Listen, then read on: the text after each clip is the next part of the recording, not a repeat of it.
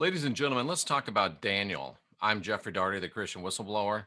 Very nice to be with you here on this early Saturday morning, coming to you from the Gulf Coast of Florida.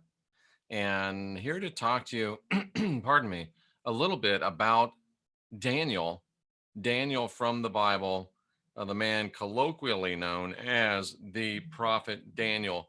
Let's talk about some of the amazing things this guy did. Let's talk about some of the amazing things this guy said.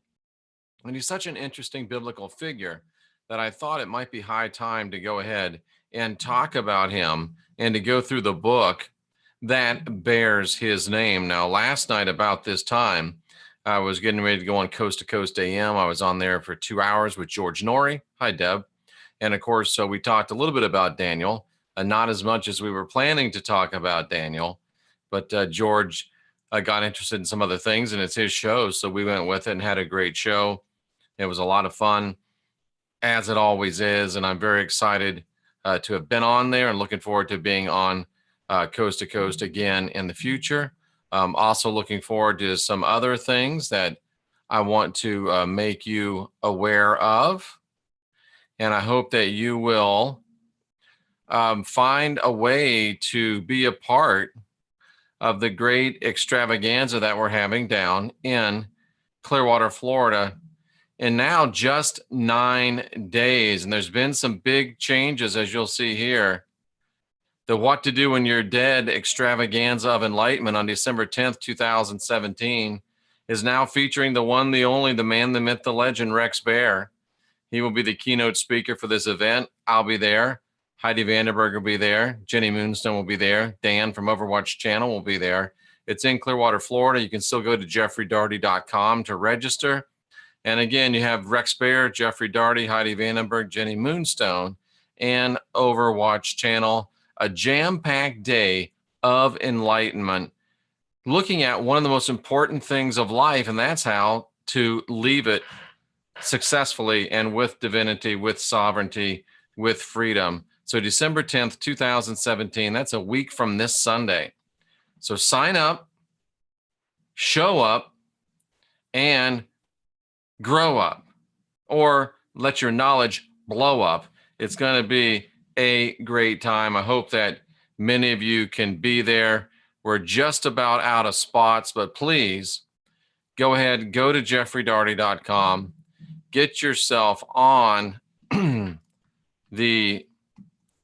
get yourself registered so you can be there. I'm putting in my website so you can see this. It is going to be freaking amazing, Tiffany. Tiffany and I were just talking, and I had to bolt over here to do this. So I'm glad you found this, Tiffany. And I want to talk about the prophet Daniel. And I don't even know if the prophet Daniel is the right moniker for this guy, because Daniel was a super interesting guy, but he's not the guy that you think he was that's presented to us in Sunday school in a lot of ways. If you look at Daniel, his name means El is my judge, or God is my judge. You notice that it doesn't say YHWH. It doesn't say Yahweh. It doesn't say the Lord, capital Lord, but it says God or El. This is a reference, in my view, to the Elohim. Daniel was a worshiper and a servant of the Elohim, not a worshiper or servant of the Lord. That's the first thing we need to know. That's the first thing we need to understand. That's the first thing we need to ken. If you want to talk Scottish, we need to ken that Daniel was not a person that worshiped the Lord.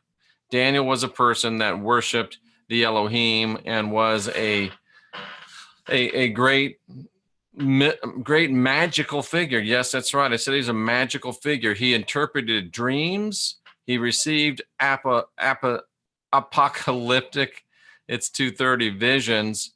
And he was a very, very interesting fellow. But to think that he was we don't smoke, drink, or chew and hang out with those that do Christian is just not an accurate representation of who Daniel was. He was a servant of the Elohim, not the Lord. And he was a dreamer of dreams, an interpreter of dreams. He was a magician, yo. He was a mystic, yo. He was a guy that I imagine he probably looked at tarot. I imagine he probably looked at crystal balls. I imagine that he probably moved with his intention. I think he was a full-blown magician. I think he might have been the last great magician. And of course, to me, that doesn't mean a bad thing. That means the last great mover and shaker, probably the last of the great alchemist, if you will. And his name was Daniel. He also was called Hananiah, Azariah, and Mishael. I can't remember which one Daniel was, but we'll see it as we go through his book. And we're going to go through the book, and we're going to talk about how they came to be in Babylon. We're going to talk about what Daniel used to do. We're going to talk about some of the actual prophecies of Daniel and break them down. And this is kind of interesting. This is the tomb of Daniel in Susa. And do you know where Susa is? I find this interesting, that Susa is in the nation of Iran. So Daniel's tomb is in the nation of Iran. That's right, that Iran. So Daniel is revered, and he probably, I mean, you got to remember, he wasn't a Christian. He wasn't, necessarily even a Hebrew. He was a worshiper of the Elohim, and he was in Babylon, folks. And this is his tomb, allegedly, in Iran. And Iran, I know it's Muslim now, but Iran historically is not Muslim, it's Persian. So that gives you something to think about right there too. So let's go ahead and let's talk more about Daniel. It's interesting how they've got, looks like Christmas lights on Daniel's tomb. That's very, very interesting. So I think right already you've learned some things about Daniel you didn't know.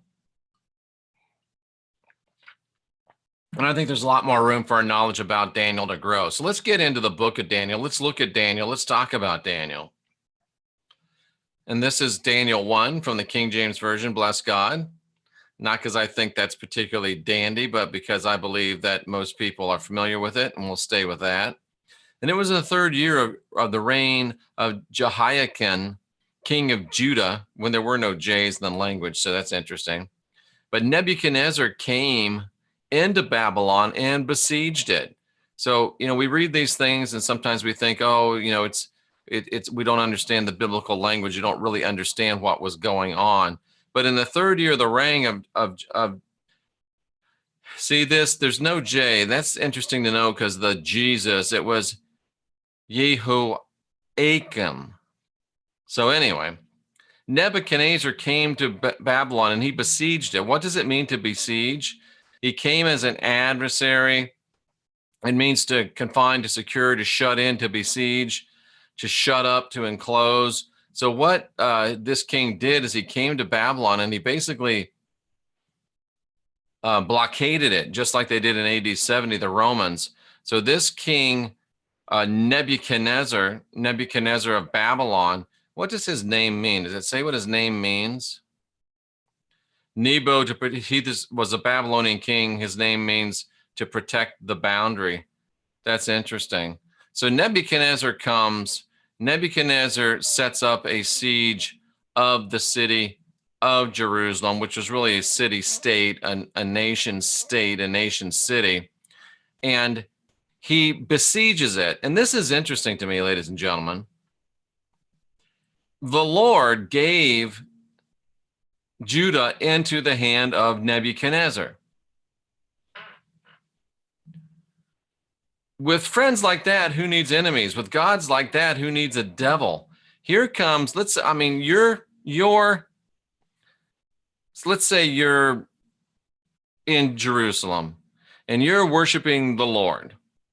And this other guy comes along named Nebuchadnezzar, and he lays siege on the city. What's the first thing you're going to do? You're going to call upon your God, right? And how would you feel if your God decided, I think these guys are a better bet, I'm going to go with them?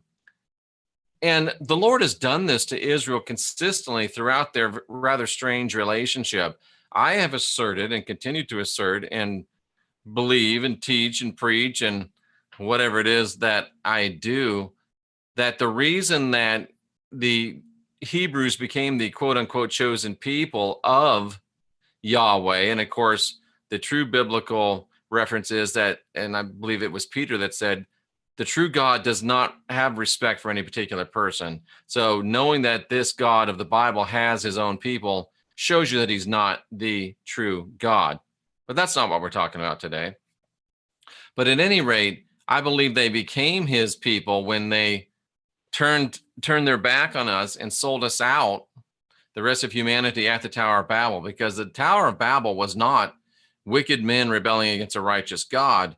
It was righteous men rebelling against a wicked God. And I think we'd have won, but the Hebrews sold us out. So they became Hebrew. The word Hebrew literally means people from the other side. So they aligned with Yahweh and against us. And it was a bargain. It was a covenant between traitors, this covenant between the Hebrews and Yahweh. And here's Yahweh for one of the first times. This is very, very early in their relationship. Here comes Nebuchadnezzar into Jerusalem. The Lord allegedly is the God of Jerusalem. And the Lord evaluates things and he says, wow, check out this Nebuchadnezzar guy. This Nebuchadnezzar guy is a whole lot better king than this Jehoiakim guy that I am propping up. You notice the Jehovah, Jehoiakim, so he obviously was a king of the Lord. So the Lord says, you know what? I'm going to ditch the dude that I'm with, and I'm going to link up with this Nebuchadnezzar dude because he looks like he's a whole lot better bet. Read it, folks. The Lord gave Jehoiakim, king of Judah, into his hand. And not only that, they took the vessels of the house of God, carried them into the land of Shinar, which is Babylon, to the house of his God. And he brought the vessels into the treasure house of his God. So not only did the Lord sell out the Hebrews, he was willing to link him up to be a co-god with Nebuchadnezzar's God in the temple of Nebuchadnezzar's God. So not only was the Lord turning his back and selling out the people of Jerusalem, he was willing to go from being big fish in a little pond to being not the biggest fish in a much bigger pond. Interesting, isn't it? This guy that we all used to worship and sing songs about and love. And trust me, ladies and gentlemen, if he sold out the Hebrews, and he did it more than once, he'll sell out the you-brews too. The me-brews and the you-brews, that's us. He sold out the Hebrews, he'll sell out the me-brews, he'll sell out the you-brews as well. He doesn't love you. He's not committed to you. He's committed to you as long as you're worshiping him, supporting him, paying him, and helping him continue to live and breathe and continue as the entity that he is. And so Nebuchadnezzar speaks into one of his ministers and says, listen, check out the children of Israel. Check out the ones that come from the lineage of the king. And check out those princes. Look for the ones that don't have any blemish. Look for the ones that are well favored. Let's look in the verse and see exactly what he's talking about. And this does have some creepy pedophilia implications, but I don't think that's where Nebuchadnezzar was going. It's possible. So we can't, unfortunately, rule that out. But there's no blemish. What does he mean there's no blemish? Well, there's no defect in them. Physically, they were perfect. Okay. Plus, no moral stain. So you're talking about the best of the best. So let's say they had no physical or moral stains. They were well favored. What does that mean? It means they looked good. So they were morally good and they appeared good. They looked good. A little creepy. Let's see what children means. Let's see what we're talking about here. We're talking about children, sons, boys, youths. Yeah, there's some creepy implications here. Skillful. People that are prudent in what? Prudent in wisdom. So they know wisdom things. They knew about war. They knew about administration. They knew about shrewdness. They knew about religion. They had divine attributes and energies. They had divine wisdom personified. He's talking about people that are spiritually, magically, mystically in tune. And he wanted people also that were cunning, people that had the ability, people that understood, people that had discovered what? Knowledge. What are we talking about? Knowledge. It's da'ath. Do you know what da'ath is, ladies and gentlemen? Well, let me show you what da'ath is. D-A-A-T-H, da'ath. What is da'ath? Da'ath is a Hebrew word which means knowledge. And it is inextricably linked. That means you can't separate it from Jewish mysticism, which I don't think it's really Jewish, but from the mystical practice of Kabbalah. And da'ath is, I don't want to get too deep in Kabbalah on you, but this is interesting stuff. Come on, show up. Why won't that picture show up? Anyway, it won't show up, but that's okay. We'll just look at it here. You know what? No, let's look at the tree of life. I want to show you this. Give me a good image of the tree of life.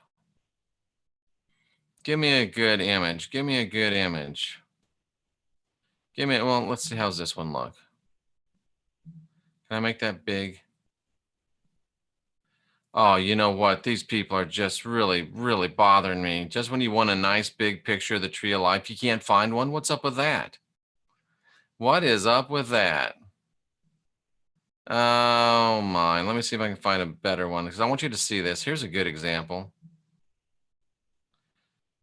They're not going to work with us, ladies and gentlemen. But anyway, da'ath is dealing with this whole Kabbalistic tree of life. And the Kabbalistic tree of life are these Sephirot. And if you notice Dath right here, Dath is emerging. It's not one of the Sephirot. It's not one of the 10. It's emerging, which makes it the 11th. Hello, wake up. Da'ath is emerging knowledge, and it figures prominently within the economy and the teachings of Daniel. Dath is emerging wisdom, emerging knowledge. And isn't it interesting that Nebuchadnezzar wanted people that were skillful and knew da'ath? They knew mystical knowledge. They knew expanding knowledge. They knew the knowledge that was the unseen knowledge. Da'ath is the unseen knowledge. It comes from, it's not even one of the Sephirot. It's emerging. It's the 11th Sephirot. It is knowledge beyond knowledge. It's the person that can see revelation. And so Nebuchadnezzar was saying, bring me the people that look good, bring me the people that smell good, creepy, and bring me the people that understand revelation knowledge. Bring me the people that understand mysticism. Bring me the people that understand the spiritual. Bring me the people that are able to move beyond the mundane. And this is what the king said to bring me. This is what the king said that he was looking for. And you know the saying, it's good to be the king. So he's looking for people that were cunning in revelation knowledge and in understanding, which of course is knowledge, wisdom, understanding as a whole, that they could discern things on a spiritual plane and a natural plane, also in science, and people that can serve the king in the palace.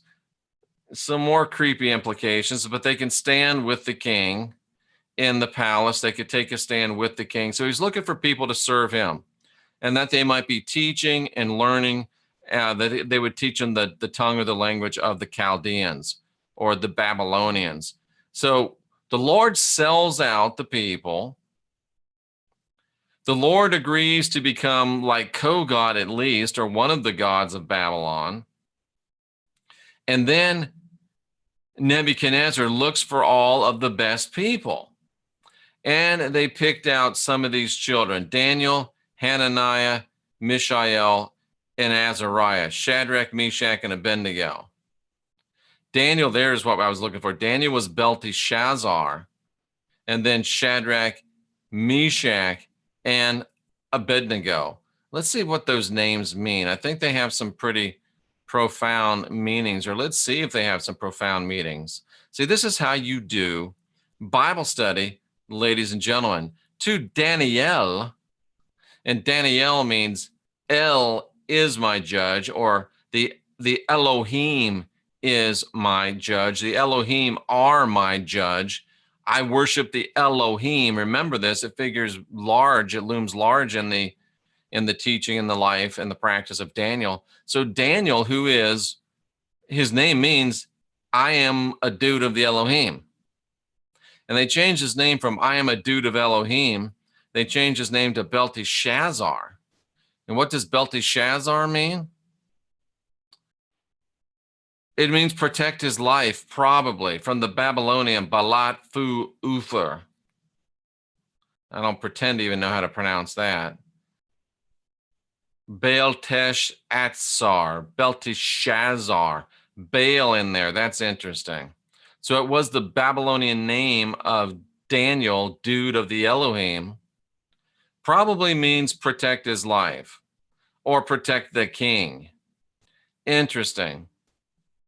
So anyway, they removed the Elohim nature of his name. Hananiah, they called Shadrach. What does Shadrach mean? Just for fun and games. Shadrach means, we don't really know what Shadrach means. Again, one of them is in command and not Shadrach. I'm sure Mishael means who is what God is. Now that's interesting. So obviously Nebuchadnezzar could see daft knowledge in these boys. And let's hope that's all he was into, was their daft knowledge. Meshach, name of the moon god, and Abednego, servant of Nebo. Nebo was one of their gods. So they obviously were trying to remove these boys from their Elohim focus and try to get them focused on the gods of Babylon. Which makes us ask the question, who are the gods of Babylon? Were the gods of Babylon other gods, or were the gods of Babylon Elohim that they just called other names? Interesting stuff. Let's stop and see what we got going on in the chat room, because this is deep stuff. Let's see what we have. Wow, we got tons and tons of questions. So let's go ahead and check them out.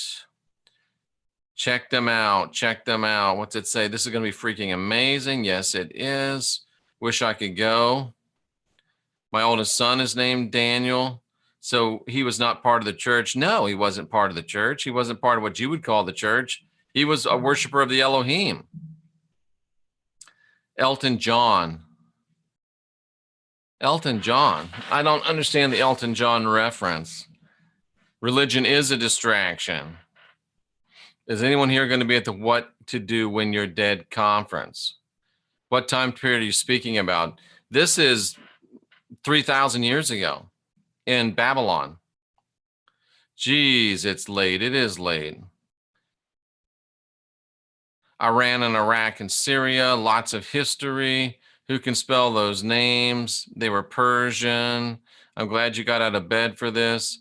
The spirit of John is the God you're looking for. Jesus is a puppet. All look at John for the answers. John's God. Trust me, Daniel and John are close mates. Now that's interesting, because I believe that John is the great revelator of the New Testament. I don't think he's God by any means, but he's got the best knowledge within the New Testament. I'll agree with that. I'll agree with that. Iran seems to regard their race so sacred, must be separate from the rest of the Mideast. Interesting. We all come from the Elohim. Hell doesn't exist unless you want it to. We create our own reality. Yes, I agree with that. It's like the Westboro Baptist view of God Yahweh. What is? I'm not sure what you mean, love is my religion. How did they sell us out? Because they turned us in and told the Lord our plans for rebelling against him, and he was able to cut us off at the pass, so to speak.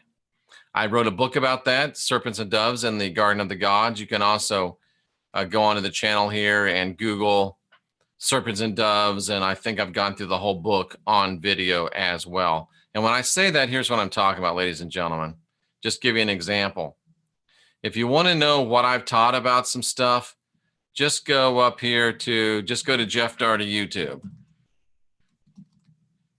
Jeff Darty YouTube. There it is.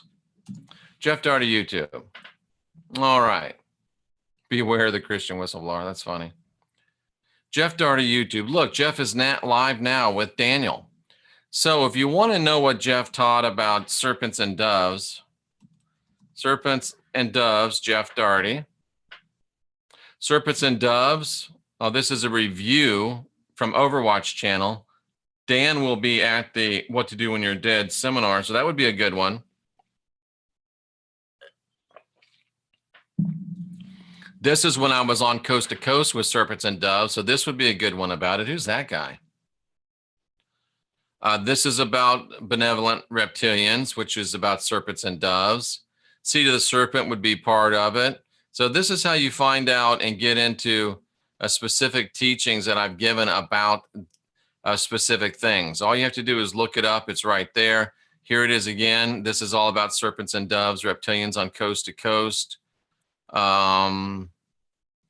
This was on Rex Bear's channel. This is also a good one. So if you want to find out information about stuff that I've talked about, this is the best way to do it. Just get in. There's 1,000 videos, ladies and gentlemen, 1,000 videos that I've made. So you'll be able to find what you want, what you need. You'll be able to get an understanding of the stuff that I'm talking about and get a deep dive information download that way. So that's how you do that. Okay. A covenant between traitors. Yes, definitely. Among wolves signed a new lease today. Violet Flame missed the beginning. Hey, GTA. Hello, Violet Flame. Great to see you.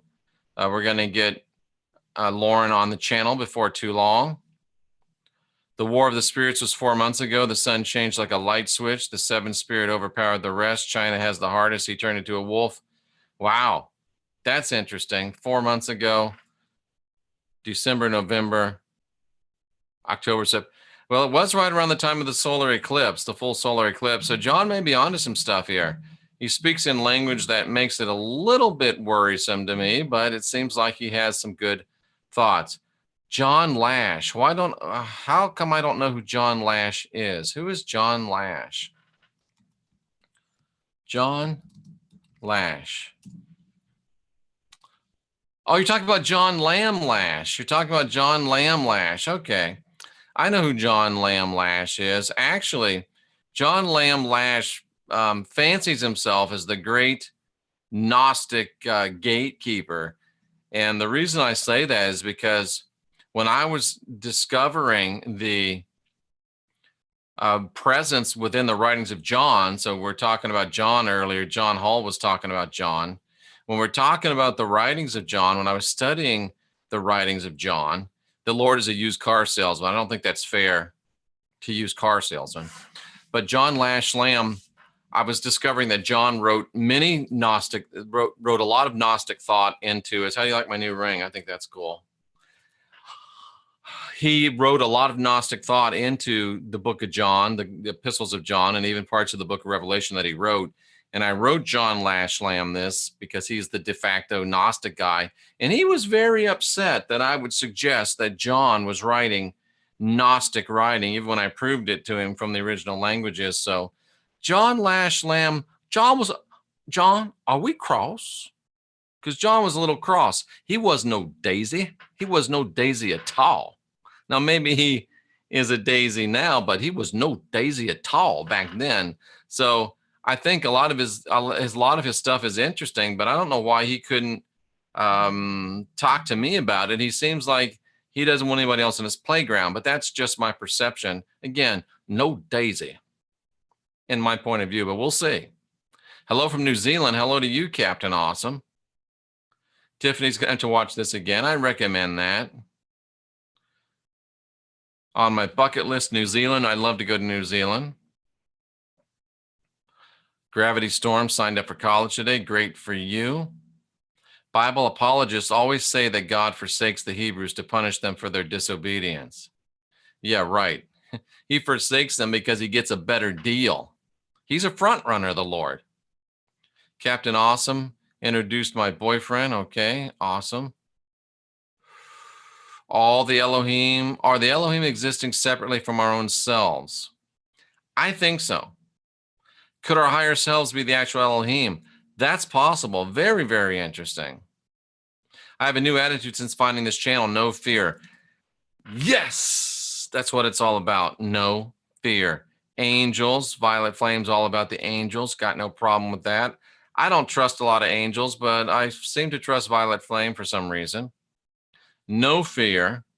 Bible Hub is a gift. Absolutely it is. I wish I could get some money for recommending it, but if they knew that I was using it, they'd probably block my access because I don't think they ever said to you, ever thought it'd be used in the way that I'm using it. Jan Irvin said on his Facebook page that the secret to why the Muslims are upset with the Jews and Christians is that they took the sacred text from the Bible and mixed Adam up with God. What do you think? Don't know enough about it to really think, but it doesn't strike me as particularly, it doesn't make my blink go off. Let's put it that way. We are baby Elohim. I'm always saying Mama Elohim, Mama God, Daddy God, baby God. We're growing up into Elohims. Trisha, we should. We need to fight the way we're being disconnected more and more. What did Trina say? Water's a power tool for creation. I wish we could do a focus group on the water. That's a good idea. There's something to children up to 8 years old, which is supposedly significant, deeming them with special gifts. Interesting. What he would do to Daniel when he's about to fall asleep. Yeah. I'm a baby Elohim. You are, Amanda. Our intention, many souls. Yes. I wasn't sure how to grab the link on my phone. I do not consent to worship. I am my creator. I agree with you, Eric. I like it. Jeff iterates that all of humanity are eligible. Yes, indeed. Jesus, God, Jehovah, Allah are all the same. Absolutely, John Hall. I begin to like it. This boy begins to interest me. John's captain of the boat. Maybe. Maybe. I found a couple of videos about water from Secure Team 10. Not sure what I think about them. John is a transition into Gnosticism, but not quite fully Gnostic. Don't tell John Lash Lamb that because he doesn't want to hear it. He doesn't want to hear it. So let's jump back into our message here for a minute, and we're not going to stay long on this because it's very deep, and I know that you got to take things in little bits. So anyway, they took the boys out of Babylon after the Lord sold them out. Nebuchadnezzar says, give me the good-looking ones, the smart ones that understand revelation knowledge. Bring them to me. They're going to hang out with me in the palace. We have to hope that Nebuchadnezzar wasn't a pedophile and that there wasn't any of that stupidness going on. But Daniel decided, dude of the Elohim, Daniel, that's his name, literally translated, dude of the Elohim, dude of the El, said, I'm not going to defile myself with a portion of the king's meat. I'm not going to eat the king's meat. I'm not going to drink the king's wine. Daniel was, you know what Daniel was saying here? Daniel was saying, yo, king, I'm divine. I'm sovereign. I'm free. I don't want your meat. I don't want your wine. Was Daniel refusing communion, as it were? Don't give me your meat. Don't give me your wine. Interesting. Was Daniel refusing Babylonian Eucharist? Let's take a little look. Was there a Babylonian Eucharist? Babylonian Eucharist.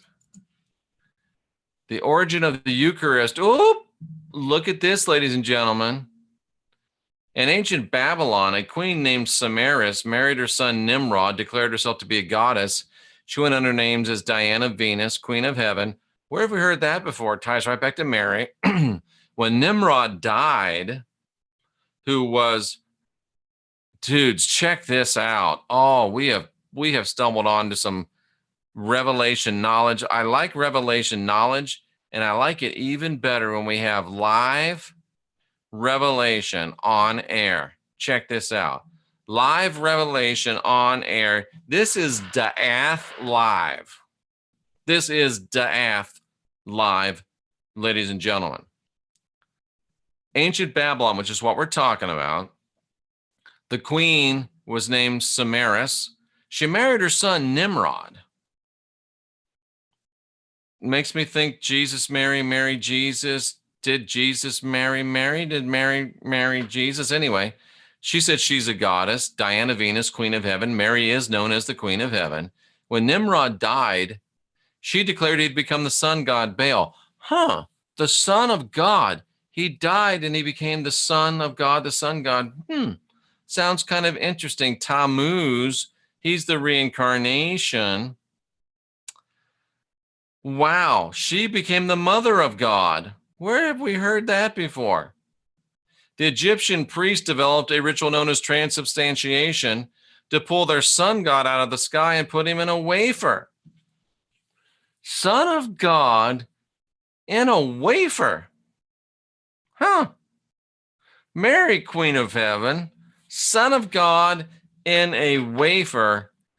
And it all goes back to what? It all goes back to Babylon. Oh, I wasn't showing you that, was I? I'll show it to you. It all goes back to Babylon. Ladies and gentlemen, we have stumbled upon some Da'ath knowledge right there. I'm telling you.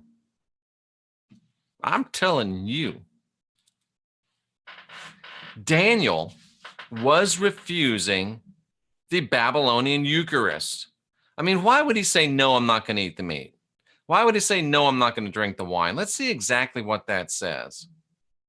Exactly what that says. Daniel says, look, I'm not going to defile myself because the eating of meat doesn't defile you. They were not vegetarians. And let's look at this. This is very, very interesting in the original Hebrew. Dudes, this is some deep stuff. This is what you call Da'ath in the morning. I like to call this Da'ath at 3 a.m.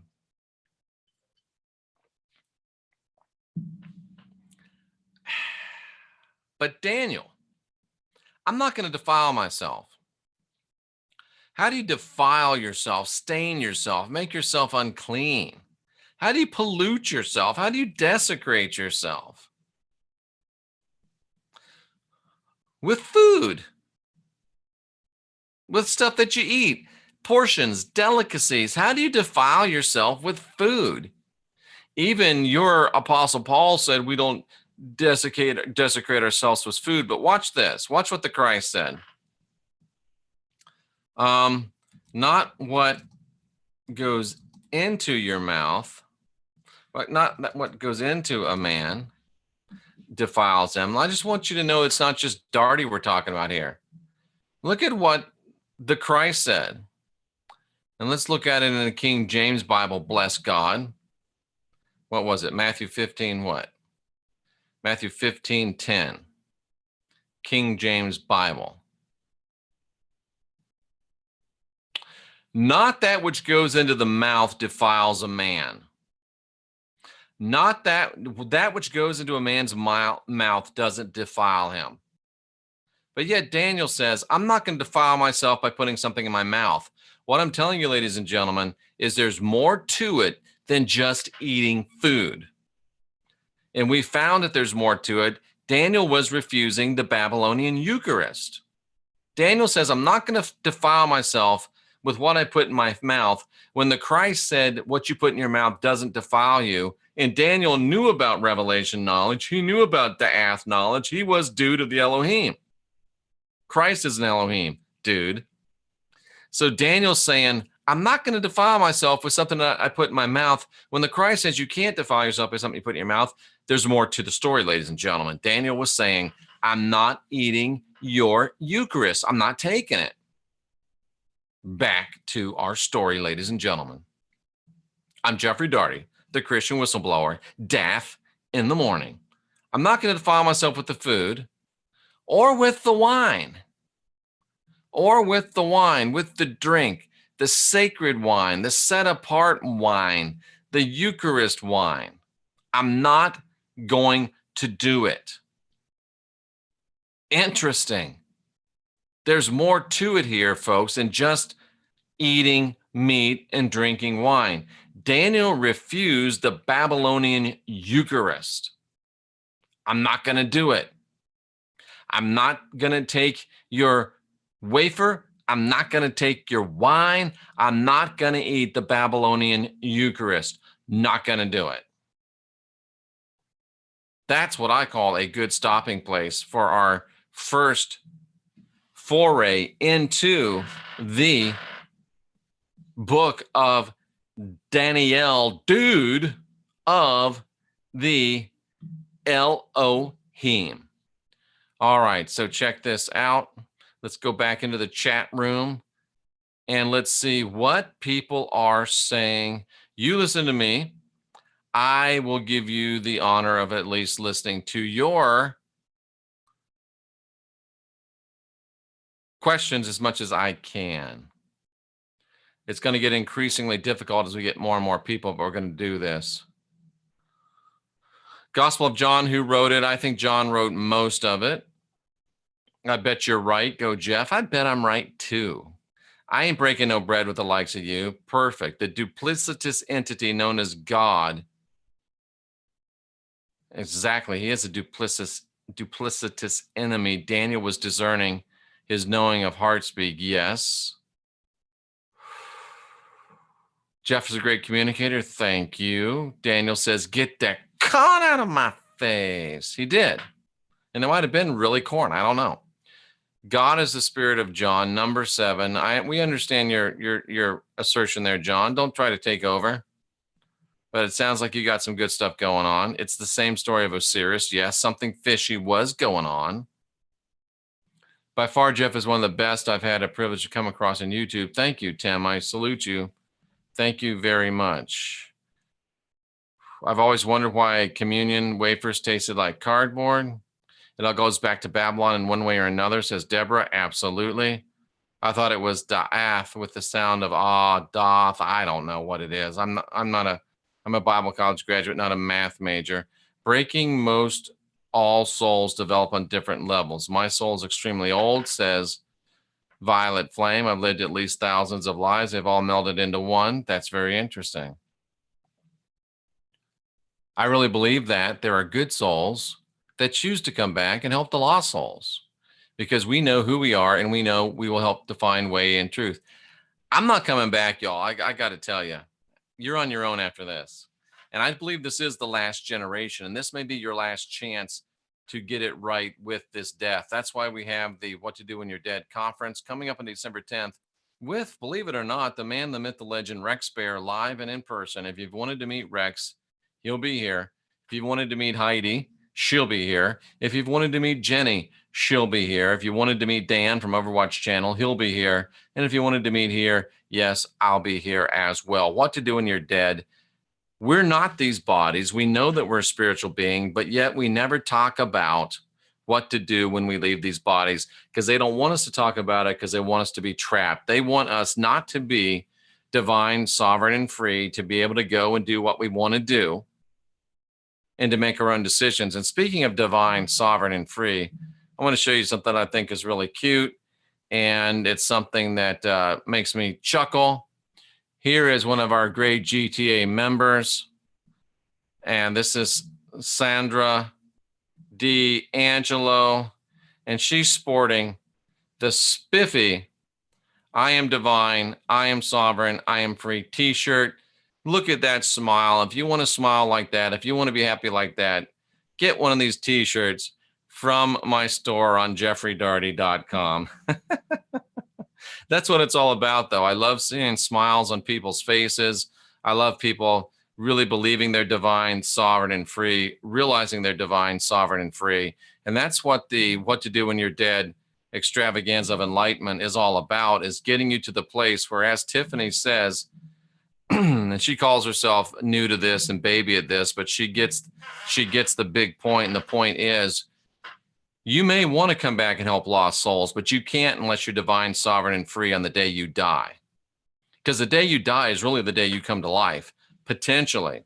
That's why they're trying to close this system. That's why they're trying to get you into an AI body so you can't ever get out of it, and you can't ever grow, progress, and can't come back and help. Because the last thing the rulers of this matrix want is Tiffany coming back to help other people and let them know what the score is.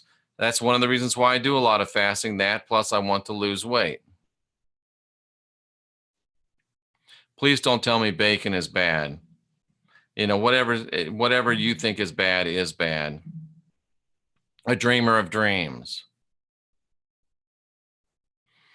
Mel Leroy says that our sentient souls on the other side, interesting, are separated from the human trinity, Father, lost flesh, clay, children, us. I think the clay was a trap.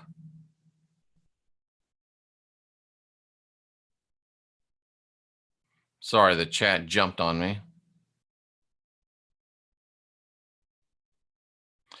Where is the chat? There it is. 6667 Hitler. Okay. Tiffany, we're here to show them the way. Some of us probably have decided to come back to help out. Maybe because we were soul farm lords on Mars, like some of us that we won't mention were. And maybe that's why some of us are back here so intent to do right. Did you listen to my interview on Coast to Coast AM last night? It was pretty good. We find like-minded people. They could have drugged him as well. Yeah. Yeah. Jeff is on fire. The entire Bible is grace, but a trap for eternity. If one is lacking truth and love, I think the entire Bible is a trap, pretty much. 80% trap. Calling the sun god down into the wafer. Yes, absolutely. The image of the Catholic monstrance. Very good, breaking bombast. Larry Simpson, I will not assimilate. My name is Jeffrey Darty, and I do not give consent. I will not assimilate. Until the veil is lifted, God is basically whatever people has defined him to.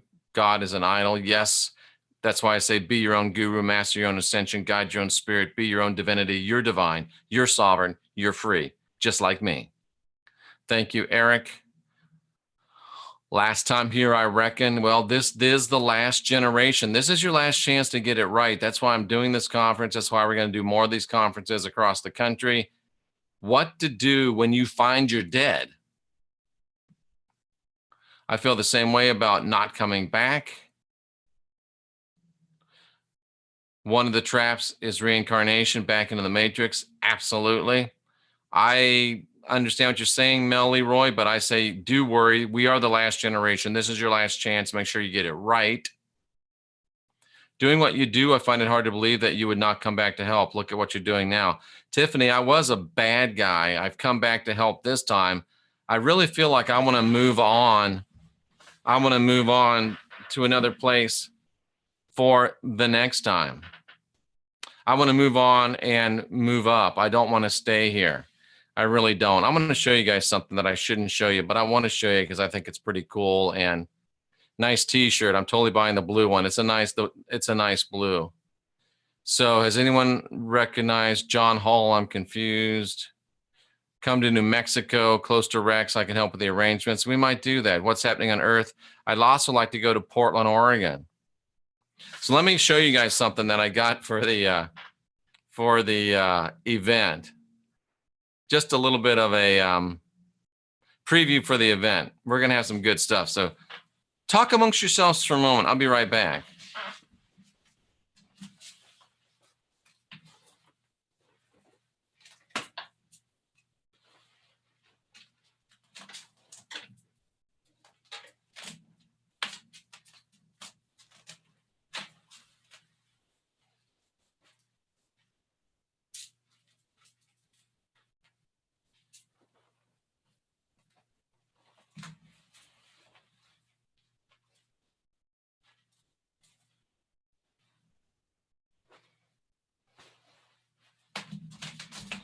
All righty then.